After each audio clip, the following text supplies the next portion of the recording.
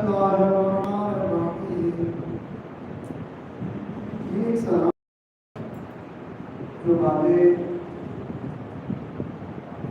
چہلو یعنی زینب سلام اللہ علیہ نے اظہار کیا.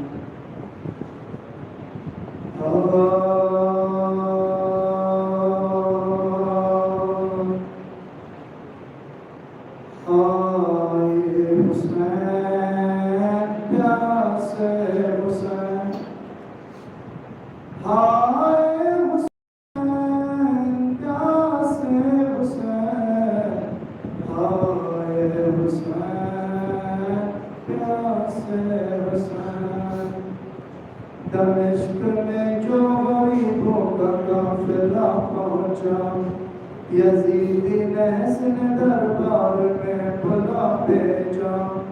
بہن سے شاہ کی شہادت کا واقعہ پوچھا، تڑپ کے بنت علی نے یزید سے یہ کہا، زمین کی گود میں اسلام کا ستارہ ہے، زمین کی گود میں اسلام کا ستارہ ہے.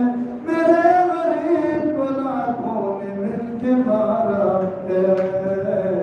آئے حسین پیار سے حسین، آئے حسین پیار سے حسین، آئے حسین پیار سے حسین. کہا یزید سے زینب نے ایسے تمہارا، غضب کیا تیرے لشکر نے روز عاشورا. میرے حسین کو جنگل میں گھیر کر مارا، علی کا کر دیا برباد گھر کا گھر سارا. جو بے کفن ہے ابھی تک نبی کا پیارا ہے، جو بے کفن ہے ابھی تک نبی کا پیارا ہے. میرے غریب کو لاکھوں نے مل کے مارا ہے. آئے حسین پیار سے حسین، آئے حسین پیار سے حسین، آئے حسین پیار سے حسین. سہاگ اجڑا کسی کی کوک جلی، کسی کا جل گیا دامن ردا کسی کی چنی. کسی کی مانگ میں کرب و بلا کی خاک ملی، نبی کی آل زندہ میں یا علی مددی. لعین سبت پیمبر کا گھر اجاڑا ہے، لعین سبت پیمبر کا گھر اجاڑا ہے. میرے غریب کو لاکھوں نے مل کے مارا ہے. آئے حسین پیار سے حسین، آئے حسین پیار سے حسین، آئے حسین پیار سے حسین. وہ میرے آن محمد، وہ میرے نور نظر، میں تجھ کو ڈھونڈوں کہاں پہ ربا علی اصغر. بتاؤ بیبیاں رو میں آج کس کس پر شہید ہو عباس قاسم و اکبر. جہاں میں زینب دلگیر بے سوارا ہے، جہاں میں زینب دلگیر بے سوارا ہے. میرے غریب کو لاکھوں نے مل کے مارا ہے. آئے حسین پیار سے حسین، آئے حسین پیار سے حسین، آئے حسین پیار سے حسین. نہ مرتے مرتے کسی ایک کو ملا پانی، نہ مرتے مرتے کسی ایک کو ملا پانی. نہ بے کسوں کے قریب آیا بے وفا پانی. تڑپ کے رہ گئے بچے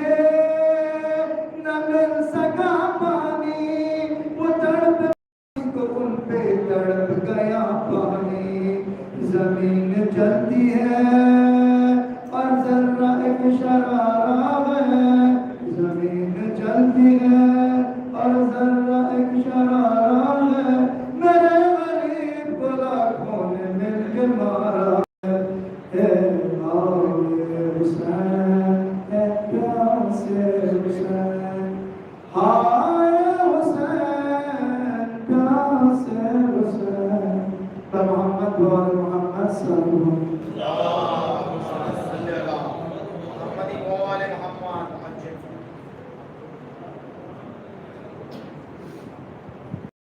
ایک سلوات آواز بلند.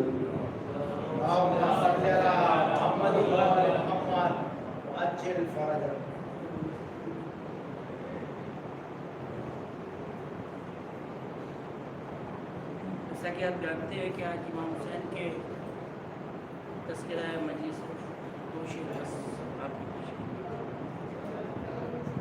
رب جانتے حسین جانے، رب جانتے حسین جانے، رب جانتے حسین جانے، رب جانتے حسین جانے. دیکھ تو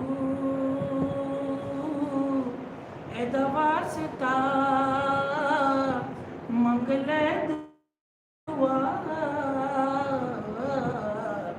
رب جانتے حسین جانے، رب جانتے حسین جانے. نماز پڑھاتے وقت جب دوشی رسول پر امام حسین آ گئے تھے تو شاعر اس طرح سے اسے پیش کر رہا ہے. اتنی نماز پڑھ ہونا بے چین، جتنی پڑھاوے تینوں آج حسین.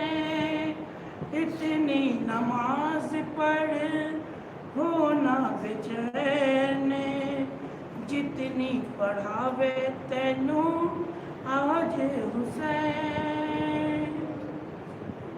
مصطفیٰ سجدہ ودا کہندا خدا، رب جانتے حسین جانے. سارے مل کے بولے نا، رب جانتے حسین جانے، رب جانتے حسین جانے، رب جانتے حسین جانے. رائب کا واقعہ کسی سے چھپا نہیں ہے، شاید کچھ اس انداز میں بیان کر رہا ہے. میرے نصیبہ وچ لکھی نہیں دے، کیتی حسین میری جھولی آباد. میرے نصیبہ وچ لکھی نہیں اولاد، کیتی حسین میری جھولی آباد. صدق کرے کر کے عطا راہ بت جا، رب جانتے حسین جانے، رب جانتے حسین جانے. بآواز بلند سلوات. بنا کسی دیری میں مولانا بیدر صاحب کو درخواست کروں تو ممبر پر آئیں. آواز بلند سلوات.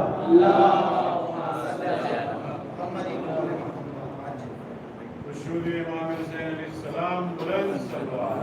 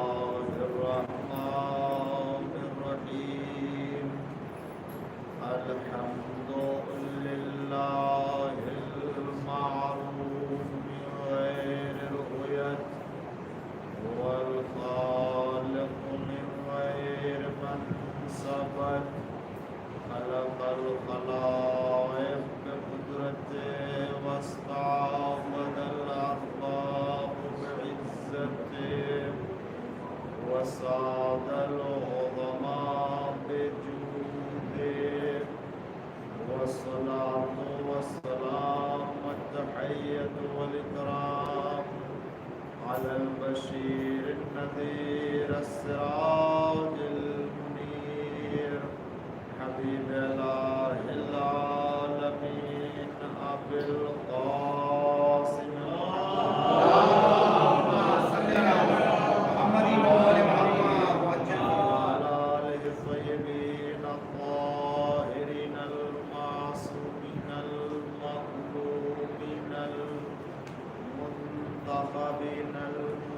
المنتجبين المكرمين المتقين الصادقين الغر الميامين الذين أذهب الله عنهم الرجس وطهرهم تطهيرا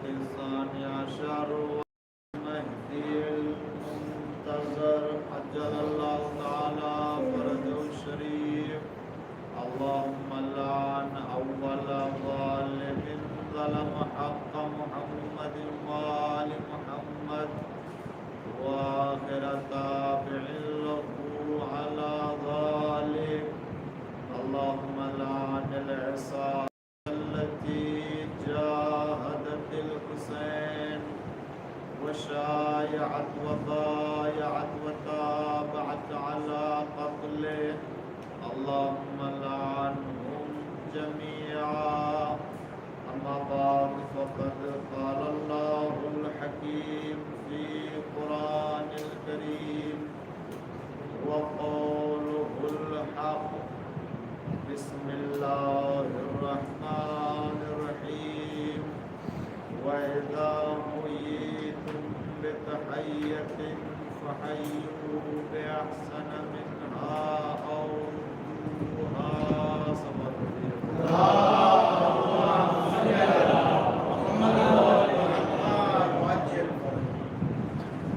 آیت کریمہ کی تلاوت کی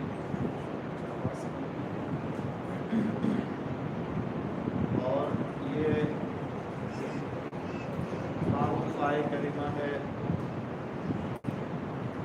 ارشاد پروردگار عالم ہے کہ جب تمہیں کوئی ہدیہ دے اور جب تمہیں کوئی گفٹ دے تو تم اس سے بہتر پیش کرو اور اگر بہتر نہیں دے سکتے تو اسی کے جیسا واپس کرو 14 معصومین علیہ السلام کے سلسلہ مجالس کی آج یہ 5ویں مجلس ہے جو سرکار سید الشہداء حضرت امام حسین ابن علی ابن ابی طالب علیہ السلام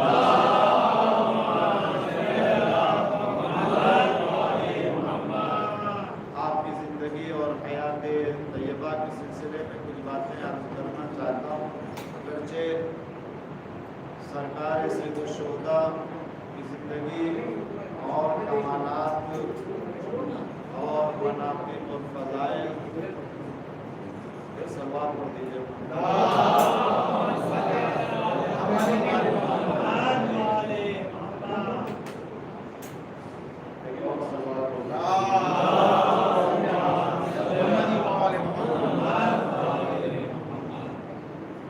اگرچہ آپ حضرات سرکار سید الشہداء امام حسین علیہ السلام کے بارے میں مسلسل سنتے رہتے ہیں اور گفتگو ہوتی رہتی ہے فضائل مناقب خصوصیات زندگی اور کافی ایسے گوشے فضائل کے اور مناقب کے آپ تک پہنچتے رہتے ہیں۔ آپ کے سامنے جو باتیں عرض کرنا چاہتا ہوں وہ انہی تمام باتوں میں سے اور انہی تمام گفتگو کا خلاصہ کہہ لیجئے یا تکرار کہہ لیجئے، مگر چاہوں گا ایک دو بات خدمت نظر کروں قبل اس کے کہ اپنا بیان شروع کروں۔ خداوند عالم نے جیسا کہ کل کی مجلس میں نے عرض کیا تھا کہ ایسے راہبر دیے کہ جن کی سمان حیات کے بارے میں ہم سب کے سامنے کبھی بھی قیامت تک گفتگو کر سکتے ہیں۔ یہ بہت بڑا کرم ہے پروردگار کا کہ ہم کھلے عام چاہے زندگی کے جس حصے میں اور جس گوشے اور جس عہد میں ان کی زندگی کے پوچھنا چاہو اور ان کی زندگی ہم پیش کرنا چاہیں تو یہ ہم دنیا والوں کے سامنے پیش کر سکتے ہیں۔ اور شاید یہ جو 14 معصومین علیہ السلام کی زندگی اور ان کی سمان حیات پر جو ہر سال گفتگو ہو رہی ہے، یہ بھی ایک بہترین تبلیغ کا ذریعہ ہے دنیا والوں کے سامنے اپنے مذہب کے رہبروں کا تعارف کرنا، کہ ہم اپنے مذہب کے جو راہبر رکھتے ہیں، جو ہمارے امام ہیں، ہم ان کا کس شان سے ذکر کرتے ہیں۔ آؤ سنو دیکھو اور غور کرو کہ ان کا ذکر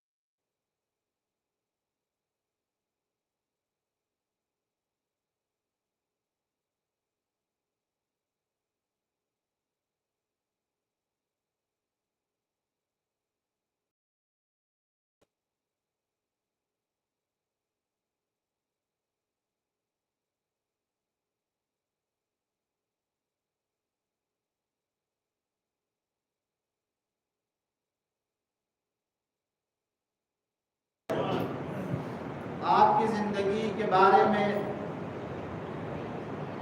کیا بتائیں اور کہاں سے شروع کریں اور کہاں بدلا کے ختم کریں۔ جس کی ولادت کے وقت پروردگار عالم نے جنت کے خازن سے کہا کہ جنت سجاؤ، جنت آراستہ کرو، جس کے دنیا میں آنے کے وقت حور العین سے کہا اللہ نے کہ تم اپنے کو زینت دو، اس لیے کہ میرے آخری نبی کے گھر ایک ان کا نواسا پیدا ہونے والا۔ خداوند عالم نے تمام فرشتوں کو حکم دیا، جتنے ملک تھے ان تمام فرشتوں کو حکم دیا تسبیح، تقدیس، تکبیر میں مشغول ہو جاؤ کہ میرے آخری نبی کے یہاں ایک فرزند پیدا ہونے والا ہے۔ جبریل کو حکم دیا کہ ہزاروں لاکھوں فرشتوں کو لے کر کے جاؤ زمین کے اوپر، پیغمبر کے گھر ان کا ایک بیٹا نواسا پیدا ہونے والا ہے۔ تو یہ اہتمام تو قدرت نے کیا ہے۔ امام حسین علیہ السلام کی ولادت کے موقع پر، اور آپ دیکھیں کہ اسی موقع پر بھی سنا ہے آپ نے ذکر کیا جاتا ہے کہ وہ فرشتہ کہ جو نہ جانے کتنے 100 سال سے، بعض کتابوں میں 700 سال یا 600 سال سے وہ جزیرے میں پڑا ہوا تھا، اور جب سارے اوپر سے نیچے زمین کی طرف آنے لگے تو جبریل لے کے آ رہے تھے، تو خدا نے جنت کو آراستہ کرنے کا حکم دیا، تمام فرشتوں کو تسبیح و تہلیل پڑھنے کا حکم دیا، حور العین کو آراستہ کرنے کا حکم دیا۔ فرشتے وہاں سے چلے تو ظاہر سی بات ہے کوئی ایسی ہلچل آسمان کے اوپر اور کو سب لے کر کے فوج چلے تو وہ فرشتہ بھی سمجھا کہ کوئی خبر ہے ایسی۔ اور بعض روایت میں نے دیکھا کہ اس کا جو رہنے کی جگہ تھی وہ چوتھے آسمان پر تھی. چوتھے آسمان پر کوئی جزیرہ تھا جہاں وہ پڑا تھا. جبریل ایسا لگتا کہ قیامت آگے کا نہیں، قیامت نہیں آئی ہے، نبی کے گھر میں ایک بیٹا ہم کو ہوا جا کے تبلیغ و تہنیت، تو مجھے بھی لے چلو. جبریل لے کر کے آئے، عرض کیا خدمت پیغمبر میں ایسی ایسی بات ہے، وہ آیا ہے. پیغمبر نے یہ نہیں کہا، نہ دعا فرمائی، نہ پیغمبر نے کہا امام حسین کر کے جاؤ گہوارے سے مس کرو. اور وہ فرشتہ آیا، گہوارے سے مس کیا، اس کے تازہ بال اوپر نکل آئے. اور جب تازہ بال اوپر نکل آئے تو وہ پرواز کرنے لگا. روایت کہتی ہے کہ اس دن سے ملک کے درمیان، فرشتوں کے درمیان وہ امام حسین کے آزاد کردہ فرشتے کے نام سے مشہور ہو گیا. وہ کہتا تھا کہ انا عتیق الحسین، میں حسین کا آزاد کرتا ہوں. آج جو ہے وہ یہ پہچانا چاہتا ہوں ضمن میں کہ چوتھے آسمان کے اوپر تھا امام حسین کی ولادت. اتنے سال بعد ہوئی ہے جناب عیسیٰ علیہ السلام کے جانے کے بعد، اور جناب عیسیٰ ابھی بھی زندہ ہے. ایسا نہیں ہے کہ دنیا سے جا چکے ہیں، آسمان پر ہے مگر باحیات تو ہے. اللہ نے ان کو چوتھے ہی آسمان کے اوپر رکھا ہے، اور یہ بھی چوتھے ہی آسمان کے اوپر تھا. 600-700 سال سے معذور پڑا ہوا، پرواز نہیں کر سکتا تھا، اڑ نہیں سکتا تھا، عتاب پروردگار نازل ہو چکا تھا.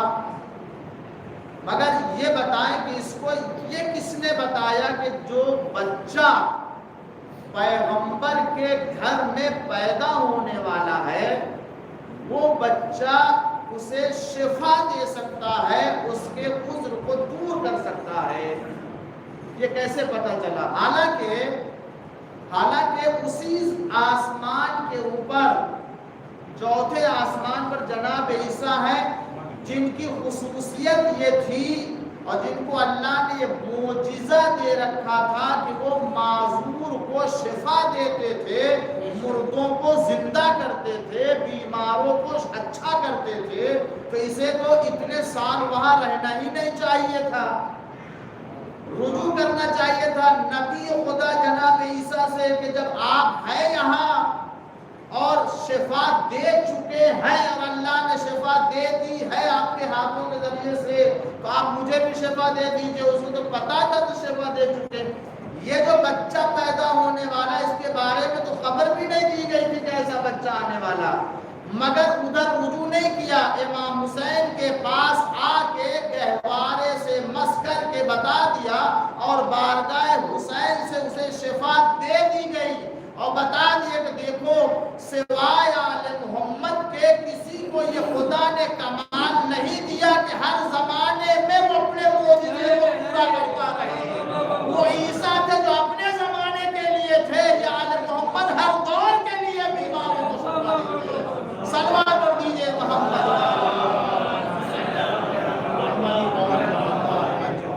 جو امام اور جو رہبر پروردگار عالم نے ہمیں دیا ہے، کہتا ہوں میں ہمیشہ ناز کیجئے، فخر کیجئے، اور اسی کے ساتھ ساتھ شکر پروردگار بھی کیجئے، اور اسی کے ساتھ ساتھ معصومین کے سیرت پر عمل کرنے کی کوشش کی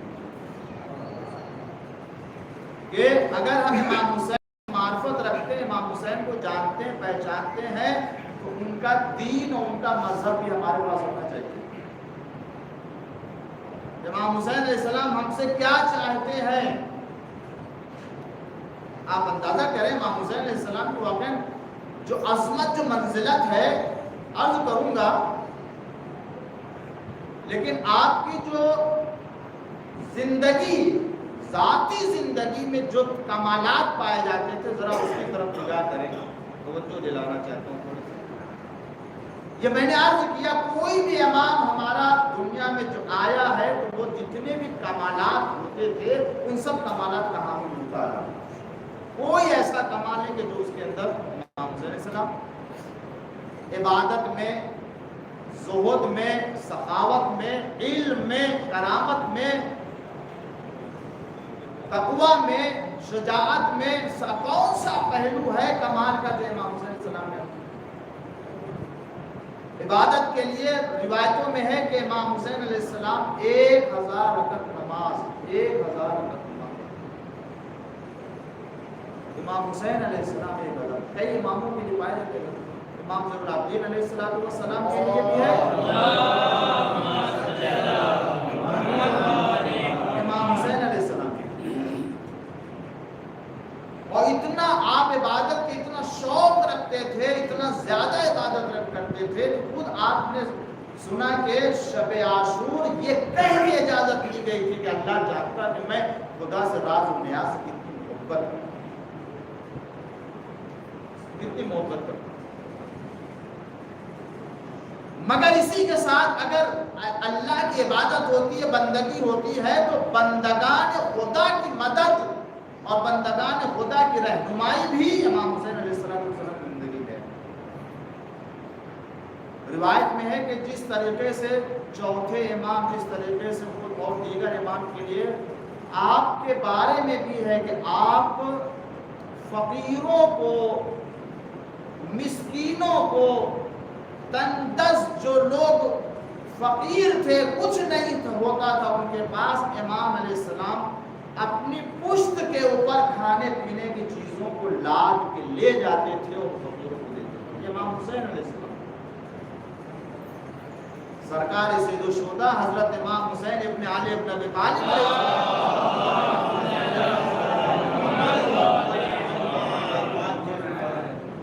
اگر کوئی ضرورت مند آ گیا،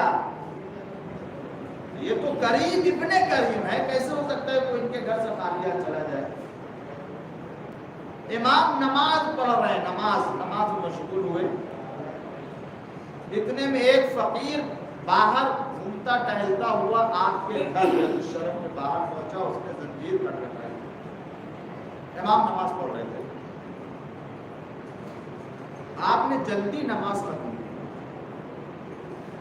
نماز کو طول نہیں دیا کہ اور زیادہ جو ہے وہ نماز کو، جلدی نماز ختم کر کے آپ دروازے پر آئے اور آگے اس آواز لگانے والے کو دیکھا کہاں ہے، اب اس کو دیکھا، امام نے اس کے چہرے سے اندازہ لگا لیا کہ ضرورت مند ہے،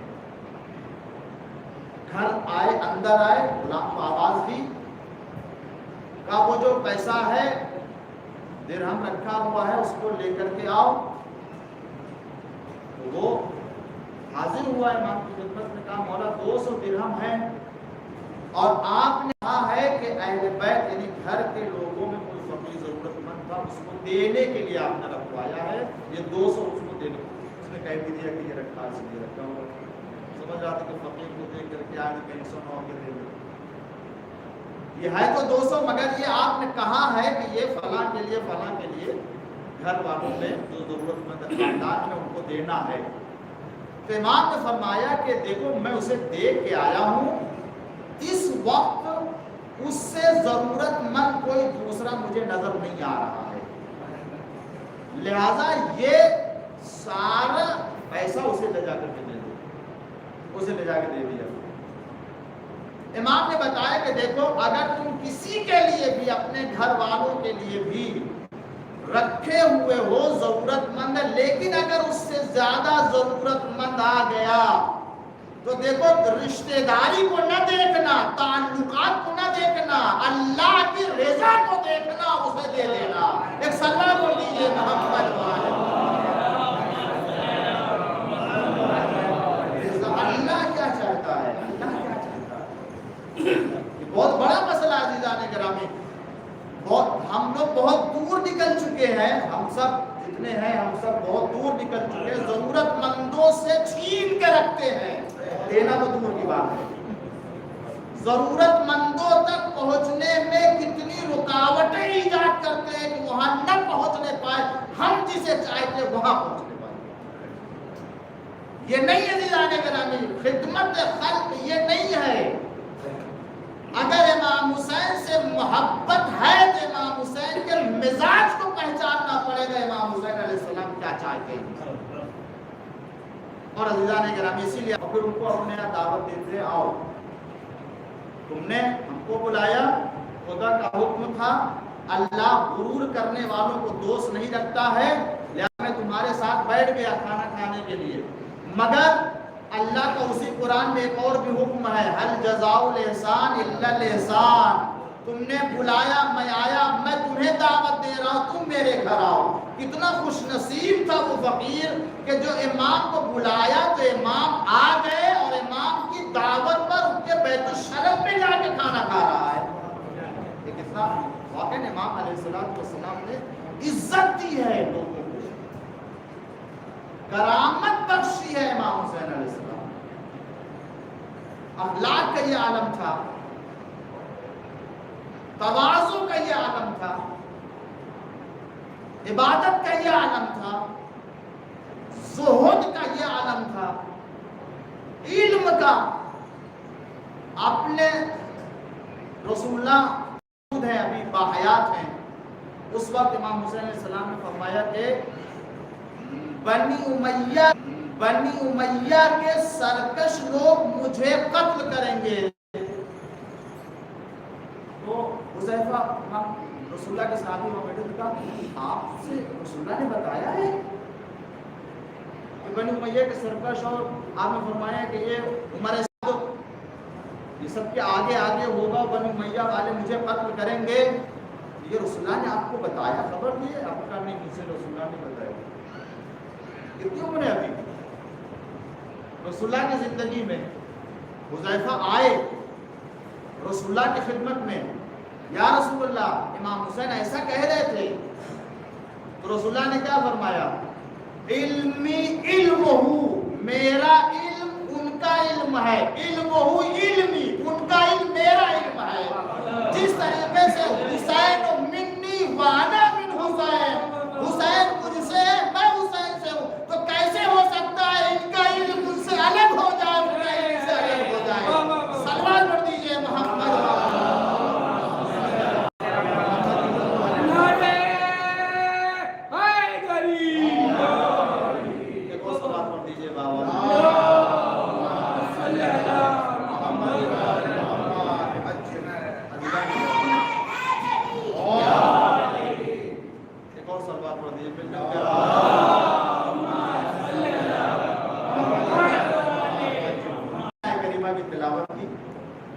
اور اب آپ توجہ کریں گے خدا فرماتا ہے وَإِذَا حُيِّيتُم بِتَحِيَّةٍ جب تمہیں کوئی ہدیہ دے گفٹ دے تو تم بھی مگر جب تم لوٹاؤ تو اس کا طریقہ بتایا اسی آیت میں وَإِذَا حُيِّيتُم بِتَحِيَّةٍ فَحَيُّوا بِأَحْسَنَ مِنْهَا اس سے بہتر دو اس سے بہتر دو اور ردوها یا اگر بہتر نہیں دے سکتے تو اسی کے جیسا واپس کر دو. لیکن اگر کوئی تمہیں دے تو اب عزیزان گرامی میں بغیر مقدمے کے یاد کر رہا ہوں کہ کتنی منزلت ہے امام حسین علیہ السلام کی بارگاہ خدا میں.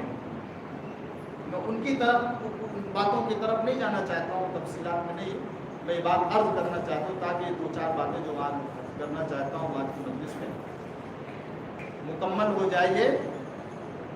چاہے زیارت کے سلسلے میں ہو چاہے زائد کے سلسلے میں ہو چاہے قبر امام حسین کے سلسلے میں ہو چاہے محبت امام حسین کے بارے میں ہو چاہے شفاعت امام حسین کے بارے میں ہو چاہے گریے کے بارے میں ایک قطرہ آنسو کہا گیا کہ اگر آتش جہنم پہ ڈال دیا جائے آگ سرد پڑ جائے جو امام حسین علیہ السلام کے غم میں آنسو بہاتے ہیں. اب آپ اس سے اندازہ کریں امام حسین کی کتنی عظمت ہے جن کے غم میں ایک قطرہ آنسو.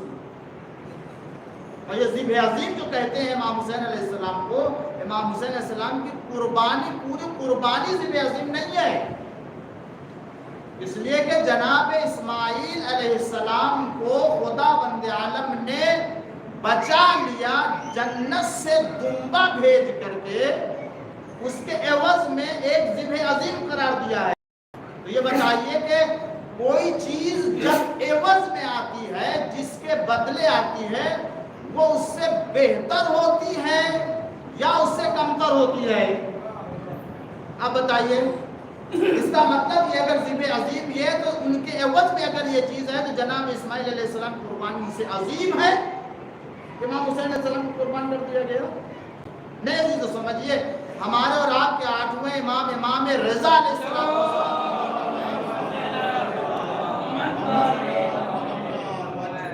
کہ جب اللہ تعالیٰ نے جناب ابراہیم علیہ السلام کو حکم دیا کہ قربان کریں، گئے لے جا کر کے وہاں لٹایا، اور اس کے بعد جو سارا واقعہ آپ کے سامنے، اس کے بعد جناب اسماعیل علیہ السلام بچ گئے۔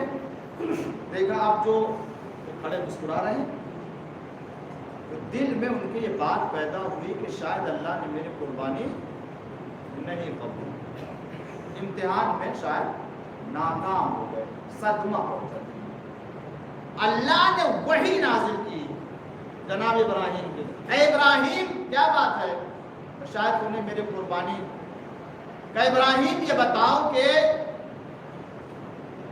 میرا آخری نبی آخری زمانے میں آئے گا جس کو تمام نبیوں کا سردار بنایا ہے، تم اس سے محبت کرتے ہو؟ اچھا یہ بتاؤ کہ اس نبی کے بیٹے سے تم زیادہ محبت کرتے ہو یا اپنے بیٹے سے زیادہ محبت کرتے ہو؟ کہ یار پروردگار میں اپنے بیٹے کی نسبت سے ان کے بیٹے سے زیادہ محبت کرتا ہوں، یعنی میں آخری نبی کے بیٹے سے زیادہ محبت کرتا ہوں۔ جب ہم ان سے محبت کرتے ہیں زیادہ تو بھی ان کے بیٹے سے محبت ہے۔ تو کہا اچھا ابراہیم یہ بتاؤ، اگر تمہارا بیٹا قربان ہو جاتا تو تمہیں زیادہ تکلیف ہوتی یا یہ کہ اس نبی آخر کا بیٹا قربان ہو جائے اور قتل کر دیا جائے تو اس کو قتل ہونے سے تم کو زیادہ تکلیف ہوگی؟ محبت جب آپ کو ان کے بیٹے سے ہے تو بتائیے تکلیف کس میں زیادہ تم کو ہوگی؟ تم یہی تو چاہتے ہو کہ تکلیف زیادہ ہو اور ثواب ملے، اللہ قبول کر لے ہمارے امتحان کو۔ تو اگر تمہارا بیٹا قربان ہو جائے اس میں تم کو زیادہ صدمہ ہوگا یا نبی آخر کے بیٹے کے قربان ہونے پر تم کو زیادہ صدمہ ہوگا؟ کہ یار پروردگار میرے نبی کے بیٹے کے قربان ہونے پر مجھے صدمہ زیادہ ہوگا نسبت اپنے بیٹے کے قربان ہونے سے۔ تو اللہ نے فرمایا اے ابراہیم میں نے تمہارے اس صدمے کو کہ جو حسین ابن علی کے قربان ہونے سے پہنچے گا، میں نے اس صدمے کو ذبح عظیم قرار دیا ہے۔ حسین کی قربانی نہیں، حسین کی قربانی میں بہنے والے آنسو ابراہیم کے ہونے والے غم کو ذبح عظیم قرار دیا ہے۔ ایک صلوات پڑھ دیجیے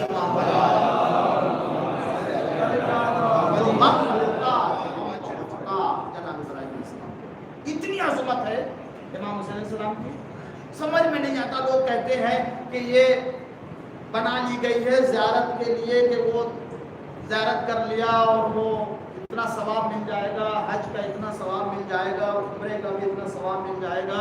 امام حسین علیہ السلام کی زیارت لوگ سوال کرتے ہیں، اس طرح کے ذہنوں میں باتیں لوگ جو ہے وہ لے کے آتے ہیں، دوسروں کے سامنے بیان کرتے ہیں، اتنے حج کا ثواب۔ اور اگر خدا بند عالم جو ہے وہ صلوات پڑھنے اور جو ہے وہ صلہ رحم کرنے کا ثواب، اسی طریقے سے دوسرے نیکی کرنے کے ثواب میں حج کا ثواب دیتا ہے تو اس پر کوئی اعتراض نہیں کرتا ہے کہ یہ کہاں سے آ گیا۔ امام حسین کی زیارت میں حج کا ثواب مل جاتا ہے تو وہ اعتراض ہونے لگتا ہے۔ بھائی نہیں ہے کہ حج کا ثواب ہے یا عمرے کا ثواب، مسئلہ یہ ہے کہ امام حسین کی زیارت میں ثواب دے کون رہا ہے؟ آیا خدا دے رہا ہے یا کوئی اور دے رہا ہے؟ خدا بند عالم کی قدرت کو کوئی محدود نہیں کر سکتا ہے کہ اگر دینے پر آ جائے تو نہ دے سکے۔ اللہ تعالیٰ بہت عظیم ہے، قدرت والا ہے، تو اگر دینا چاہے تو پھر اتنی عظمت ہے امام حسین علیہ السلام کی. آخر یہ کہاں سے اتنی عظمت ملی ہے امام حسین کو؟ دیکھیں ہے یا نہیں کہ خاک شفا میں خاطر پر امام حسین علیہ السلام قبر خاک شفا اللہ نے قرار دیا، زیر قبہ جو ہے وہ دعا قبول ہوگی امام حسین علیہ السلام. امام حسین علیہ السلام کو یہ شرف دی ہے کہ نسل امامت کو آپ کی نسل میں قرار دیا ہے. جو ظاہر جاتا ہے جب تک پلٹ کے نہیں آ جاتا وہ ایام اس کی عمر میں شمار نہیں کیے جاتے ہیں، اللہ اس کو الگ قرار دیتا ہے. یہ کہاں سے یہ فضائل مل گئے، کہاں سے اتنی جو ہے وہ عزت اور اتنا احترام ظاہر کا امام حسین علیہ السلام کی فضیلت زیارت میں رکھا خدا والعالم. خدا نے امام حسین علیہ السلام کو اتنا بڑا مقام دیا. امام حسین آج بھی اگر کسی کے لیے شفاعت دے تو وہ فرشتے کی جرأت نہیں ہوتی ہے کہ اس کی روح قبض کر کے لے کے چلے جائیں. اگر اشارہ ہو جاتا ادھر سے تو روح واپس کر دیتے. ان کا اختیار ہے. یہ اختیار کہاں سے ملا عزیزو؟ اتنا ثواب زیارت میں، اتنی فضیلت یہ کہاں سے اللہ نے اس کو دے دیا جو کسی اور کی زیارت میں نہیں ہے، کسی اور کے لیے یہ عظمت یہ فضیلت نہیں ہے. سنیے عزیزو، خدا فرماتا ہے کہ جب تمہیں کوئی ہدیہ دے، سلام کرے تو تم اس سے بہتر سلام واپس کرو. ہدیہ یہ واپس کرو. اگر اسی لیے ہمارے یہاں یہ ہے کہ اگر کہا جائے السلام علیکم تو آپ کہیے السلام علیکم ورحمۃ اللہ، جواب میں اس سے بہتر ہوا. اور اگر سامنے والا کہ السلام علیکم ورحمۃ اللہ وبرکاتہ، تو کہاں سے لائیں گے؟ تو ردوہا یہاں آ جائے گا کہ آپ اسی کے جیسے واپس کر دیجئے. اور اگر اس کے بعد بھی آپ جو دعا دے سکتے ہو دعا دے دیجئے، اور یہ اس سے بہتر ہو جائے گا. یہ ہو سکتا ہے. اسی کا معنی ہدیہ بھی کیا گیا ہے. جب تمہیں کوئی ہدیہ دے تو آپ اس سے بہتر دیجئے. آپ نے ہم کو کوئی چیز دی، اب ہم دینا چاہتے ہیں، تو اگر ہم دیں تو اس سے بہتر یا بڑھا کے دیں. آپ نے اپنے یہاں کی جتنی قیمتی چیز تھی وہ سب ہم کو دے دی، تو اگر ہم بھی آپ کو دیں گے اپنے گھر کی ساری قیمتی چیزیں تو کیا ہوگا؟ کہیں گھبرائے نہیں. اگر آپ اپنے گھر کی سارے ایک انسان ہے، خدا نے اسے دولت دی ہے، حکومت میں اللہ نے اسے اقتدار دیا ہے، دنیا کے اقتدار دیا ہے اس نے، اور اس نے اپنے کسی احسان کرنے یا دوست کو اپنے گھر کی تمام چیزیں دے دی، سارا سرمایہ دے دیا اس نے. تو اب اگر اسے کوئی دینا چاہے اور وہ بھی اپنے گھر کی ساری چیزیں سارا سرمایہ دے دے تو کیا کہا جائے گا؟ یہ کہا جائے گا کہ جو اس نے کیا وہی اس نے بھی کیا ہے. اتنی کہا جائے گا، اس لیے کہ جتنا اس نے ساری گھر کی چیز دے دی، اس نے گھر ساری چیز دے دی. یہ تو مثل ہوا نا، اس کے جیسا تھوڑی ہوا، اس سے بہتر تو نہیں ہوا. یہ بہتر کب ہوگا؟ جب اس سے بڑھ کے دے گا انسان. اچھا اگر ہم دینا چاہے بہتر ہو سکتا ہے، ممکن ہے کہ ممکن ہے نہ دے سکے، تو اس لیے کہ ہمارے اختیارات جو ہوتے ہیں محدود ہیں.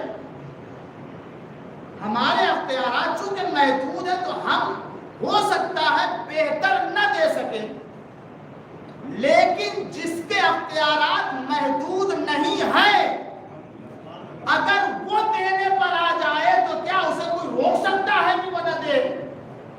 اب میں عرض کرتا ہوں، خدا کے دین کے لیے امام حسین علیہ السلام نے کیا دیا؟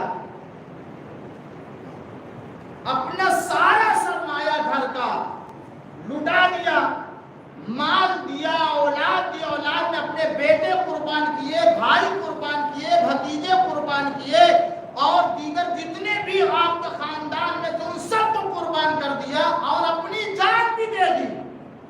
کچھ نہیں بچایا، کوئی چیز نہیں بچا کے رکھی، سب قربان کر دیا. دین خدا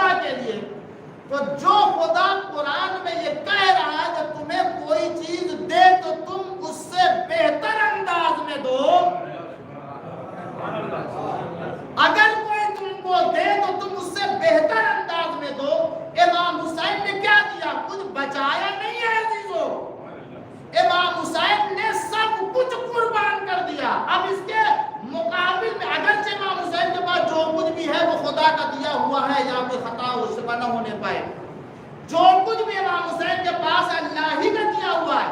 لیکن یہ آیت کریمہ کے ذیل میں اگر یہ بات کہی جائے, جو اللہ یہ کہہ رہا ہے کہ تمہیں اگر کوئی دے تو تم اس سے بہتر انداز میں دو, تو حسین نے دین خدا کے لیے جو کچھ تھا وہ سب قربان کر دیا. تو اگر خدا بھی سب کچھ دے دے, اگر اللہ سب کچھ دے دے تو بتائیے یہ احسن کہا جائے گا کہ یہ مثل کہا جائے گا؟ اگر خدا سب کچھ دے دے تو امام حسین نے بھی سب کچھ دیا ہے, تو اب اسے احسن کیسے بنایا جائے گا؟ عزیزو, یہ ہمارے اور آپ کے اختیارات ہیں کہ اگر کسی کو بہتر دینا چاہے تو ہم چونکہ محدود اختیار رکھتے نہیں دے سکتے, لیکن خدا کا چونکہ اقتدار قدرت لا محدود ہے, لہذا وہ اگر دینا چاہے تو دے سکتا, اور دیا اس نے. اسی لیے کہا ہے حسین تم نے میرے دین کے لیے سارا مال, ساری جائیداد, سارا سرمایہ اور سارے اولاد کو قربان کر دیا ہے. تو صحیح میں مثل نہیں مگر احسن کی شکل میں, بہتر کی شکل میں یہ عطا کر رہا ہوں کہ میں اپنی شریعت میں تمہارے معاملات کو الگ کر دے رہا ہوں. مٹی کھانا حرام ہے, تمہارے قبر کی مٹی کو کھا کے شفا بنا دوں گا. میرے گھر کے طواف اور میرے گھر کے حج کے لیے اسی کے لیے واجب قرار دوں گا جس کے پاس پیسہ ہوگا, جو قدرت رکھتا ہوگا, جو استطاعت رکھتا ہوگا. مگر اے حسین تمہارے قبر کی زیارت کے لیے اگر پیسہ نہ ہوگا تو قرض لینے کو مستحب بنا دوں گا. اپنے اعمال کے لیے خلوص شرط ہے. حسین اگر تمہارے غم میں کسی نے ایسی صورت بھی بنائی, اس کے سارے گناہ معاف کر دیے جائیں گے. یہ خدا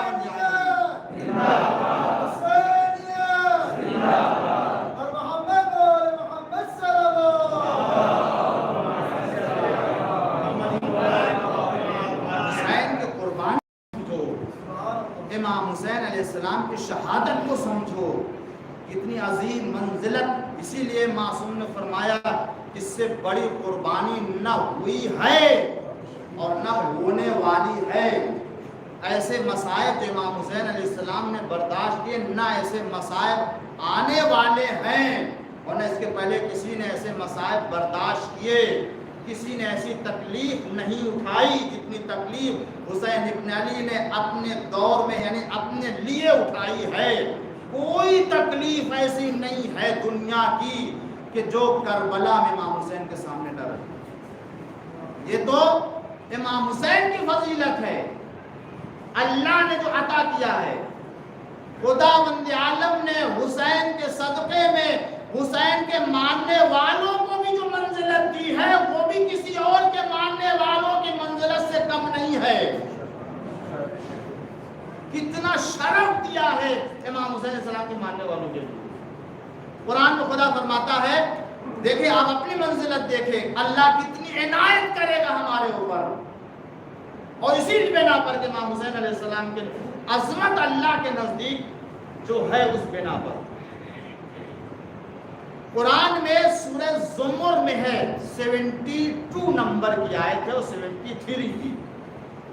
سورہ زمر 72-73 اللہ تعالیٰ ارشاد فرماتا ہے وسیق الذین 73 والی وسیق الذین اتقوا ربهم الی الجنۃ زمرا, جن لوگوں نے تقوی اختیار کیا, دنیا میں تقوی اختیار کرتے رہے, نیک کام کرتے رہے, اللہ تعالیٰ ان کو جنت کی طرف کھینچ کے لے جائے گا.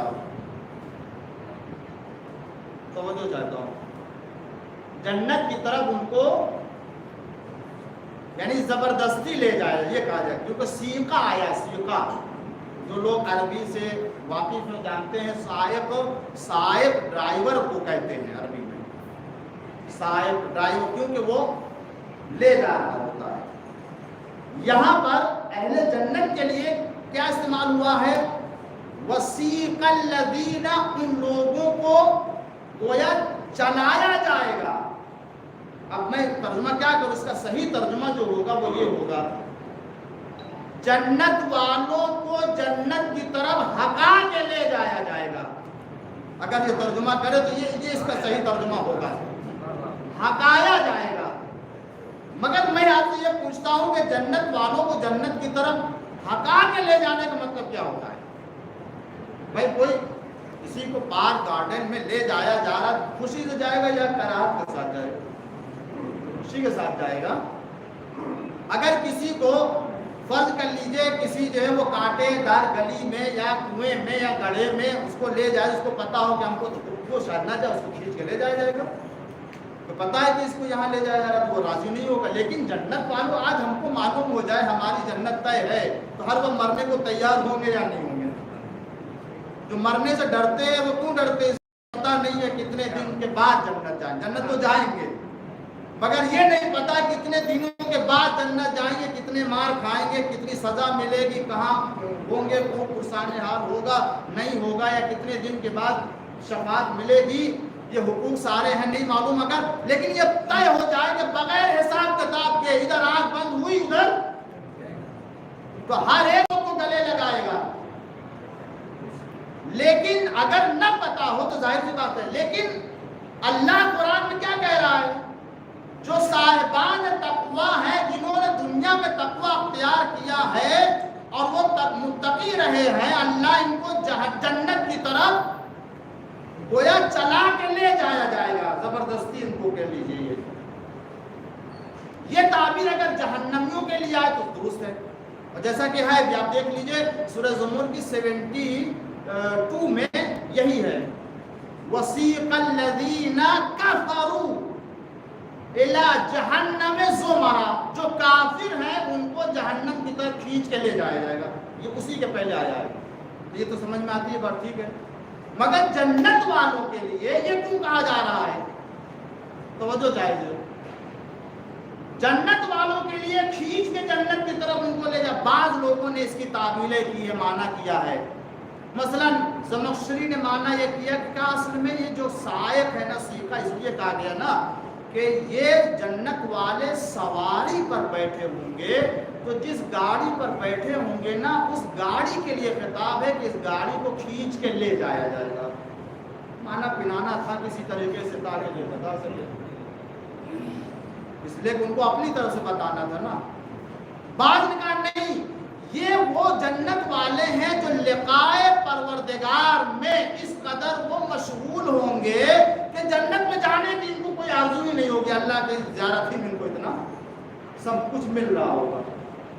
تو یہ بات لوگوں نے کہا نہیں، کہا چونکہ جنت میں کچھ اور بھی دوست ہوں گے جو ان کے مشتاق ہوں گے آنے کے لیے، تو انہیں دیکھ کر بھی یہ کہا گیا. بہرحال اس لیے سارے معنی کے، مگر ہم کب ان کے معنی کو لینے والے ہیں؟ اس لیے کہ اگر قرآن کا معنی بتانے والا ہمارے پاس نہ ہو تو ٹھیک ہے کہ آپ کہہ رہے لقائے پروردگار یا سواری کو سوار ان کو کھینچ کے لے جایا جائے گا. لیکن الحمدللہ قرآن دیا، اہل بیت دیے. اگر کوئی وقت آئے گا تو ہم اہل بیت سے پوچھیں گے. بہار الانوار میں امام جعفر صادق علیہ السلام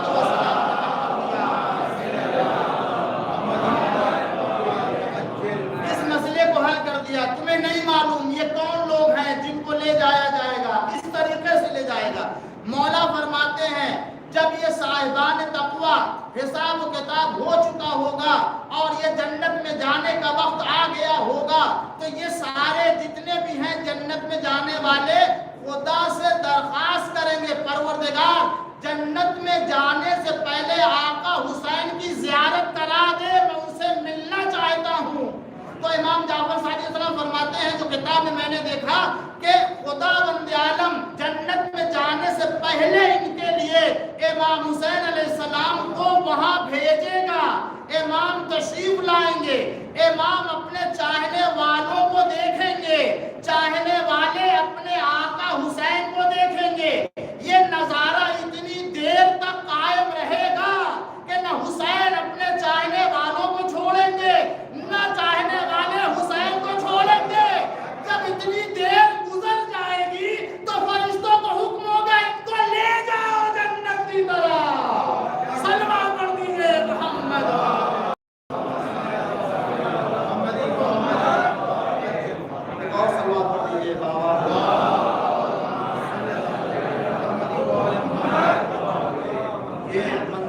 परवरदिगार आलम ने इमाम हुसैन के चाहने वालों को, उनके लिए इमाम हुसैन अलैहिस्सलाम की ज़ियारत से बढ़ करके क्या चाहिए।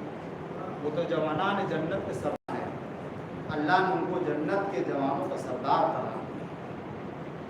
जन्नत तो उनके पास है, इसलिए कि हम दुनिया में इमाम हुसैन का मातम करते रहे, नहीं मालूम हुसैन इब्न अली की ज़िंदगी में ज़ियारत होगी नहीं होगी, कब होगी। हम तो दुआ करते परवरदिगार एक बार सही हमको हमारे आका की ज़ियारत करा दे, यही हमारे लिए सबसे बड़ा शरफ होगा। और अजीज़ों, अब उसके बाद अंदाज़ा होता है कि जिसकी इतनी अज़मत और मंजिलत हो, अगर उसके ऊपर जुल्म होता है तो समझ में आता कितना बड़ा जुल्म। अगर उसे प्यासा रखा जाए तो समझ में आता है कि किसे प्यासा रखा गया है। अगर वो अपने बेटे हुसैन को बुलंदी पर लेकर आए और पानी मांगे, तब अंदाजा होता है कि कितनी बेबसी थी हुसैन के पास। अगर उसका कड़ियल जवान अली अकबर पानी मांगे और साक़िए कौसर का लाल हो के पानी न दे सके, तो समझ में आता है कि हुसैन कितने बेबस थे।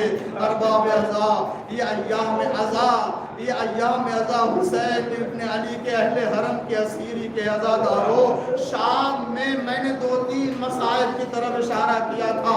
एक बात की तरफ और इशारा करूं जिसमें सैयद सज्जाद ने फरमाया था कि जितनी मुसीबत शाम में पड़ी, असीरी के वक्त से रिहाई तक के दरमियान में कहीं और ऐसी मुसीबत नहीं देखने को मिली। वो कौन सी मुसीबत? मैंने 2-3 मुसीबतों का तज़किरा किया। एक मुसीबत का जिक्र करना चाहता हूँ। इमाम फरमाते वो हमारे लिए बहुत सख्त वक्त था कि जब हम सबको असीर करके गुलाम फरोशों और कनीज बेचने वाले बाजारों में ले जाया गया, अरे ताकि हमको बेच दिया जाए, कनीजों को बाजार में ले जाया गया, मगर अल्लाह ने ये नहीं होने दिया। ए अज़ादारों, या मोहम्मद के ऊपर कितना सख्त मंजिल था, मकाम था। इसीलिए सैयद सज्जाद ने फरमाया था, मुझे असीरी के दौरान इतना सताया गया है। ए अज़ादारों, कैसे हाथों में हथकड़ी, पैरों में बेड़ी, गले में तोप खारदार, वज़नी तोप है, कांटेदार तोप है, जिससे सैयद सज्जाद चल नहीं पा रहे हैं। अरे कैसे कैसे वो इन हालात को संभाले। खुफिया साथ में है, बहने साथ में है, बाबा का नोके नेज़ा पे सर बुलंद है, सकीना फरियाद कर रही है।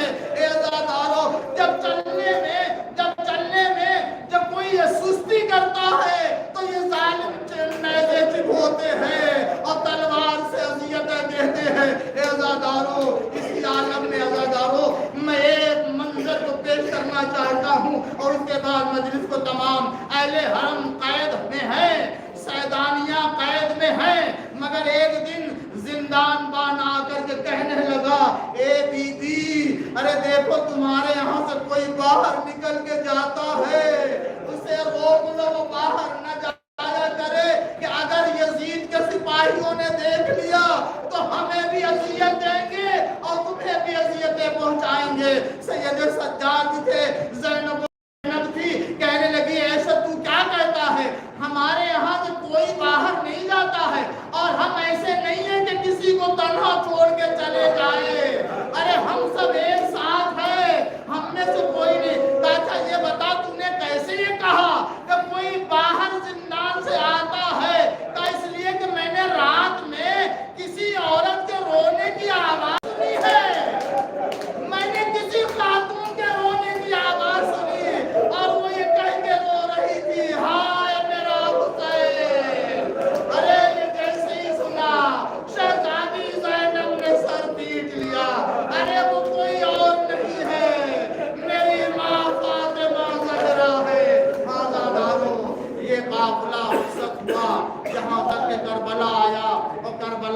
से जब मदीना आया बस ये मंजर पेश करूंगा और मजलिस को तमाम कर दूंगा।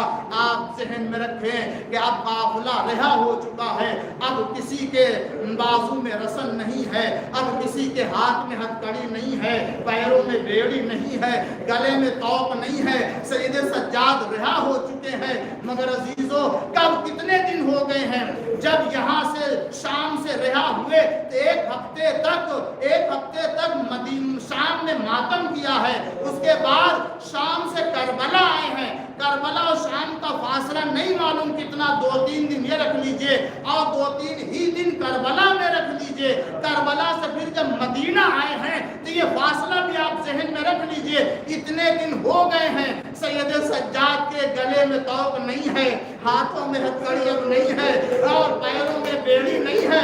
मगर रिवायत जो बताती है वो ये कि जब सैयद सज्जाद आए हैं, मदीना पहुंचे हैं और बशीर ने खबर दी मदीने वालों को कि गजब हो गया, हुसैन का नवासा मारा गया। ये खबर अहले हरम को पता चली, उम्मुल बनीन को भी मालूम हुई, वो आई एजादारों, यहाँ तक के सैयद सज्जाद ने खैमा लगवाया मदीने के बाहर, कुर्सी पर बैठे मदीने वाले आ रहे हैं, सैयद सज्जाद को पुरसा दे रहे हैं। इन्हीं तमाम लोगों में एक मर्तबा आपके चचा मोहम्मद हनफिया भी आए। रिवायत कहती है एजादारों गले में तौक नहीं है, आप आजाद हो चुके हैं। मगर जब मोहम्मद हनफिया आए हैं और आने के बाद आपने अपना हाथ गले पे रखा, सैयद सज्जाद ने जल्दी से हटा दिया। ए बेटा, मेरा भाई मारा गया, अरे तुम मुझसे मिलना भी नहीं चाहते। कहा नहीं चचा, ये बात नहीं है, जो तो पिलाया गया था, अरे उसका जख्म अभी भी बाकी है, वो जख्म मुंतमिल नहीं हुआ। मोहम्मद